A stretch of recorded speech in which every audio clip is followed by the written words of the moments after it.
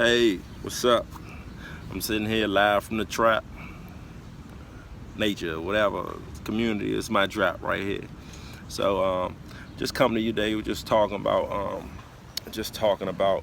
you know, I was just talking to a kid, man. Kid had some issues, man, and it made me think about, baggage. Kid, 15 years old, man, and just really got some. He had anger. He got anger in his heart, and he dealing with some things, and it made me think like he in recovery or whatever, and trying to get his life together at 15 years old. You know what I'm saying? Used a lot of drugs and things of that nature, and he really struggling right now. Not just with the lack of him being able to use, but just he got some things in his heart, and he carrying a lot of mess with him. You know what I'm saying?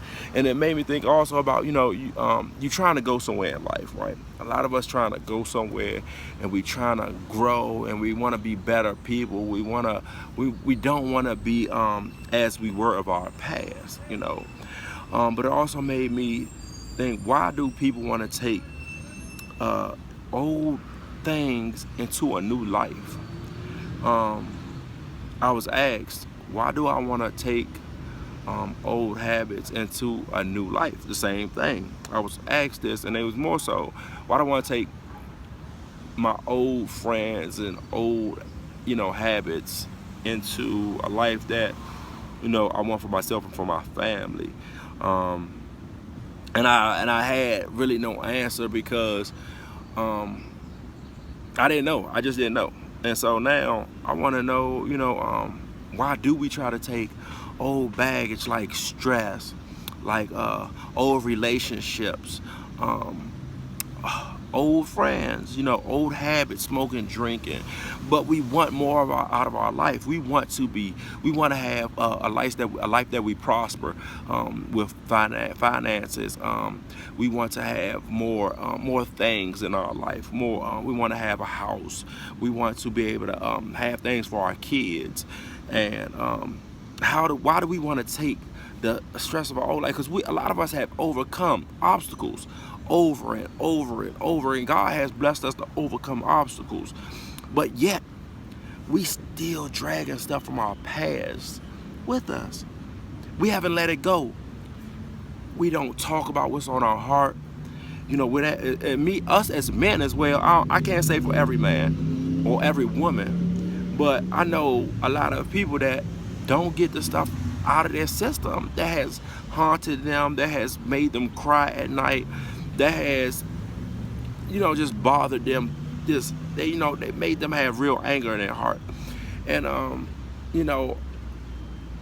thinking to myself, I was thinking to myself that, I don't want to I'm going into a new life. I know this. God has predestined me to go further in my life. He's predestined me to go further in my life, and he's asking me to trust him to move further on, and trust me to help you go further and take you out of what I've brung you from. Why do you want to keep looking back? And it also reminds me of when Lot and Lot's wife, they never say her name in the Bible, I don't believe, when they took them out of Sodom and Gomorrah. And if you ever watched the Bible documentary from, I think, the History Channel or the DVD, you'll see when they took them out of there, she looked back and she turned into a pillar of salt. And it reminds me that,